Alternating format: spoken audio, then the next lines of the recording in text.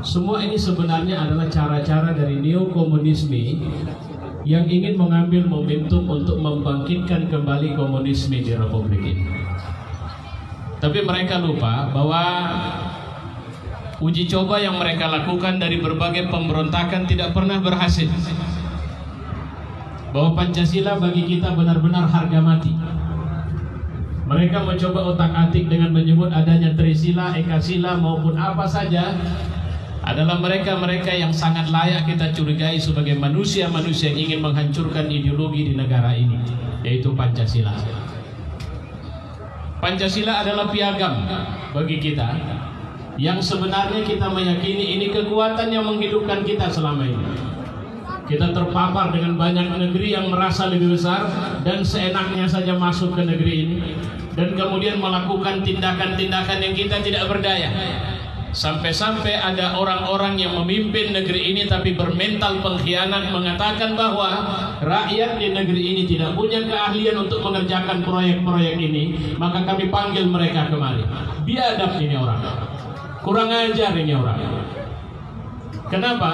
Karena dia mengatakan seperti yang pernah dikatakan oleh Soekarno, bahwa sebenarnya walaupun Soekarno tidak mau itu terjadi, jangan pernah menjadi bangsa kuli.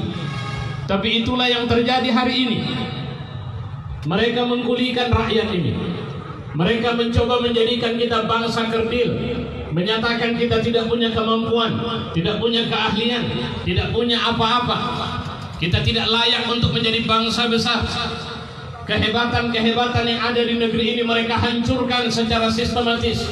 Kekuatan teknologi mereka tidak ingin bangkitkan.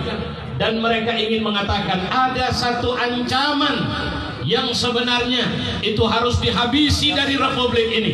Itu yang mereka sebut dengan ancaman hijau, ancaman yang datang dari umat Islam di Republik ini. Mereka sudah hampir berhasil. Mereka menyusup masuk ke barisan ormas Islam. Ada kekuatan ormas pemuda Islam yang kemudian begitu gagah perkasa untuk kemudian membubarkan pengajian, membubarkan majelis taklim, mengusir ulama dengan mengatakan mereka anti NKRI. Waktu itu kita tidak berdaya.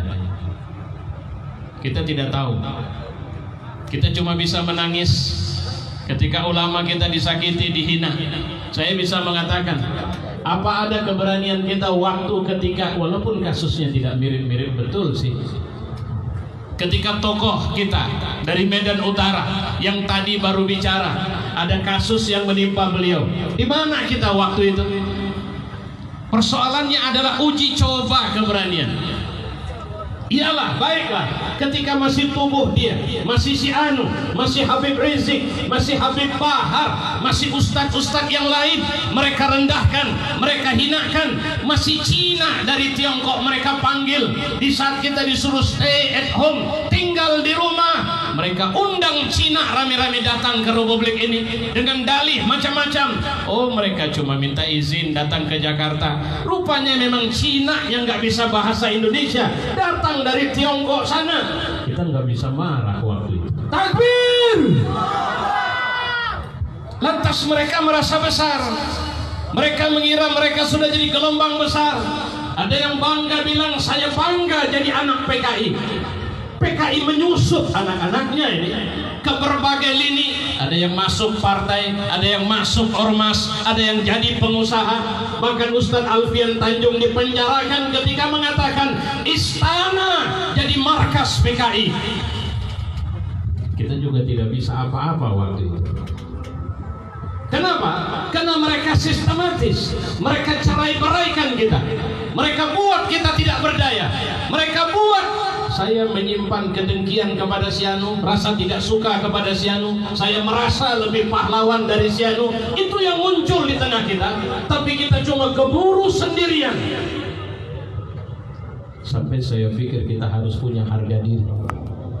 Dan itu yang membuat saya yakin sampai hari ini Allah tidak sedang merencanakan negeri ini hancur. Allah sedang merencanakan negeri ini besar, negeri ini jaya.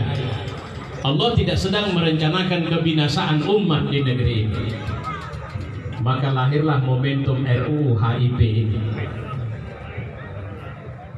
Momentum ini harus jadi gelombang besar sama kita. Karena kalau saja momentum ini kita tidak melawan mereka. Di dalam khutbah Jumat di Masjid Agung Medan saya bilang begini. Mereka mengira mereka sudah besar. Dan hari ini kalau mereka mencoba melawan, maka mereka akan hancur dilabrak oleh air tsunami dari kemarahan orang-orang yang harga dirinya terletak pada Pancasila itu. Takbir!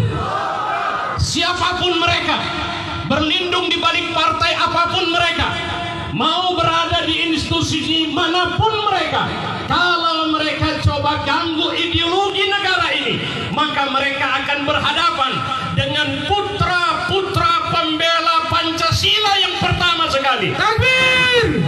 Mereka akan berhadapan dengan putra-putra ulama yang dulu mereka coba habisi, mereka coba binasakan. Mereka akan berhadapan dengan rakyat pewaris dari tokoh yang kemudian telah hidup dan berkembang dan sekarang mereka kita sebut sebagai pahlawan. Mereka akan melihat. Kalau pernah kita lihat satu film dulu, ada kalimat darah itu merah jenderal, maka kita akan tunjukkan kepada mereka, Anda mau lihat darah kami? Tapi jangan lupa, bukan darah kami yang tumpah. Kami akan tunjukkan bahwa benar memang darah kalian itu merah. Allahu Akbar. Saudara-saudara, ini demokrasi. Mereka majukan RUU HIP di tengah kita mengalami kepanikan, ketakutan, kecemasan, ketidakberdayaan menghadapi wabah corona ini. Mereka muncul, mereka main-main di dewan sana. Maka kita bilang kepada mereka, kalian wakil rakyat, kalau tidak bisa mewakili kembali, maka gedung itu akan menjadi gedung yang akan didudukin oleh rakyat secara langsung. Semua gedung perwakilan. Kita minta kepada anggota dewan di seluruh republik ini, berbicaralah, bersuaralah. Kalau memang kalian Indonesia, kalau memang kalian Pancasila, kalau memang kalian cinta republik ini, berbicaralah. Kita para ulama, kita para tokoh agama enggak minta dipuji-puji, tidak minta disanjung-sanjung. Pemuda Pancasila ini pun setelah mereka berjuang dan sebagainya enggak minta kursi basah. Maaf cakap, ini bukan dalam rangka bicara merendahkan, meleceh, menyindir, tidak. Mereka masih tetap mau di pinggir jalan. Nggak ada masalah. Silahkan mas, kalian ambil republik ini, kalian atur negeri ini, kalian jaga negeri ini. Tapi tolong jangan rusak. Karena kalau kalian merusaknya, maka kami yang selama ini kalian anggap sebagai orang-orang tidak berdaya, orang-orang yang rusak, orang-orang yang tidak berharga, akan menunjukkan harga diri kami di depan kalian, bahwa tidak ada secuil tempat pun di republik ini bagi neokomunisme sebenarnya. Takbir! Itu yang harus kita bangun. Hari ini Medan Utara bergelora. Besok kita akan memandangkan semua ini di seluruh wilayah, di seluruh tempat. Hanya ada satu kata di badan siapapun, di hati siapapun. Kalian sembunyikan komunisme itu, kami akan kejar kalian ke sana, kami akan habisi kalian ke sana. Kenapa? Karena kami adalah pewaris negeri yang tidak pernah bisa kompromi dengan komunisme berwujud apapun di negeri ini. Allahu Akbar. Allahu Akbar. Allahu Akbar. Allahu Akbar. Allahu Akbar. Allahu Akbar. 65 kita bergelora. Ada pelajar, ada mahasiswa, ada pemuda, ada ormas, ada ulama. Hari ini 2020 kita akan gelorakan ini semua. Kita akan bangkitkan ini semua. Kita akan berdayakan ini semua. Kita akan tunjukkan kepada dunia. Itu yang dibilang oleh Hamka dalam bukunya yang menarik. Revolusi Perancis itu revolusi bicara ekonomi doang. Revolusi Inggris dia bicara tentang revolusi industri. Revolusi Indonesia adalah revolusi semangat ketuhanan yang Maha Esa. Revolusi Indonesia adalah revolusi manusia yang tidak pernah meninggalkan cinta dan ketundukan kepada Tuhan mereka dalam hidup mereka. Ini menjiwai seluruh agama, ini menjiwai seluruh ormas, ini menjiwai seluruh partai, bahwa bagi Indonesia Indonesia, ketuhanan yang ada dalam Pancasila itu adalah harga mati yang tidak bisa dikawinkan dengan kekuatan komunis. Pancasila! Mohon maaf saudara, saya bangga dengan Pak Karno sebagai tokoh republik ini, tapi saya kecewa ketika dia mencoba mengkawinkan agama dengan komunis. Saya kecewa. Dan tahukah Anda bahwa ketika akhirnya Nasakom berakhir dengan terjungkalnya Bapak Revolusi ini, tahukah Anda bahwa Nasakom berakhir dengan terjungkalnya kekuatan yang mencoba mengkawinkan agama nasionalis dengan komunis? Tidak akan mungkin. Saya nggak tahu hari ini mungkin ada pewarisnya, generasinya, keturunannya, atau apanya yang mau coba-coba bangkitkan itu kembali. Sikat, kita akan hadapi ini semua. Dan kita akan bilang kepada mereka, darah kami merah, tapi kami akan tunjukkan kepada kalian bukan darah kami, tapi darah kalian. Kenapa? Karena kami akan habisi kalian. Sama seperti nenek moyang kami, generasi sebelum kami tidak memberi kesempatan kepada komunis untuk merasa hebat di republik ini. Walaupun saudara, ulama kita pernah mereka bunuh, mereka habisi. Saya terus terang sudah lama membaca, kenapa Habib Rizik tidak bisa pulang? Itu kerjaan orang itu. Kenapa ada istilah kadrun? Kadrun itu kadal gurun. Ini istilah yang pernah hidup oleh komunis. Komunis yang kesana kemari pakai istilah kadrun. Sekarang muncul istilah kadrun lagi. Muncul istilah sontoloyo lagi. Kenapa istilah atau idiom-idiom ini muncul? Karena mereka merasa sudah punya momentum. Kita kehilangan ulama, kita kehilangan keberanian. Anak muda sudah bisa dibeli. Perut mereka kita bisa beli. Hari ini kita tunjukkan, mereka bisa kasih makan ke perut kita, tapi mereka tidak bisa membeli harga diri kita. Harga diri kita hari ini sama seperti anak-anak PP bilang Pancasila abadi. Saya terus terang, saya tidak sedang Ustaz apa agama, Ustaz apa enggak. Saya melihat Pancasila ini kesepakatan para ulama dengan para nasionalis. Menjaga Pancasila sama dengan menghargai kesepakatan para ulama dan nasionalis kita itu. Hari ini kalau ada orang yang mengatakan dia nasionalis, maka dia harus jaga Pancasila. Saya tadi baca berita online, 7 dari 8 fraksi yang sepakat meloloskan RUU HIP itu sudah mundur.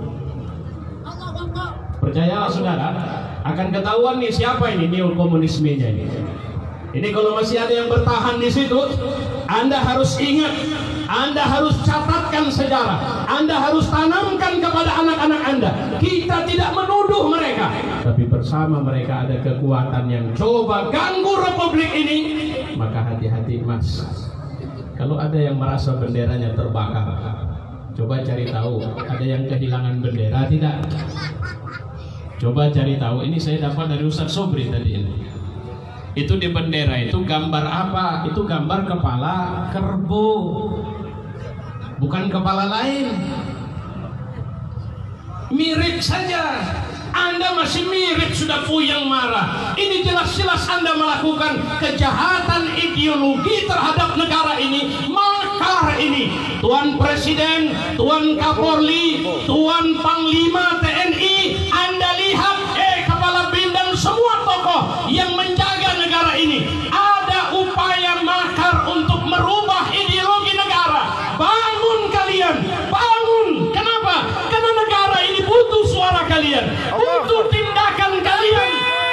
Bukan cuma mengatakan tunda-tunda, tapi kemudian tidak ada kepastian. Kita mau dengar dari mulut Presiden, kami tidak akan mau ikut bahas itu. Karena kalau bicara prosedur tatipnya sekarang bola ada di tangan pemerintah, bukan di tangan Dewan. Karena RUU-nya sedang di sana. Pemerintahnya bilang tunda. Kenapa mau tunda? Tolak. Harus ada sejarah di negeri ini. RUU neokomunisme ini ditolak oleh negara. Kalau ditolak, percayalah, rakyat di republik ini akan berada di belakang presiden. Di depan Presiden Jokowi untuk menghadang komunisme yang coba-coba dibangkitkan melalui kekuatan ini. Takbir! Selanjutnya kita cuma tinggal nunggu, bukan nunggu diam loh. Ini nunggu kerja. Kita mau lihat nih. Kalau sekarang kita, kalau bahasa saya, ini furqon. Duduk tenang, nyaman, lihat HP, lihat TV, akan ketahuan nih PKI-nya yang mana semua ini nanti. Percayalah, sebentar lagi akan mulai teriak-teriak mereka. Ibarat cacing dari tanah, mulai muncul ke atas tanah. Nanti kalau jumpa cacingnya muncul, pas di depan kalian, gebuk gitu. Kenapa? Kita ikut apa kata si Yakut waktu ngomong, gebuk. Kita ikut ngomong si Marwara, gebuk. Artinya Pak, kalau ada yang coba-coba ganggu Pancasila, saudara-saudara, gebuk, kasih tahu kita semua, supaya jangan Anda saja yang menggebuknya. Kita gebuk sampai lumat itu orang. Kita gebuk. Allahu Akbar. Allahu Akbar. Allahu Akbar. Allahu Akbar. Allahu Akbar. Assalamualaikum warahmatullahi wabarakatuh. Waalaikumsalam.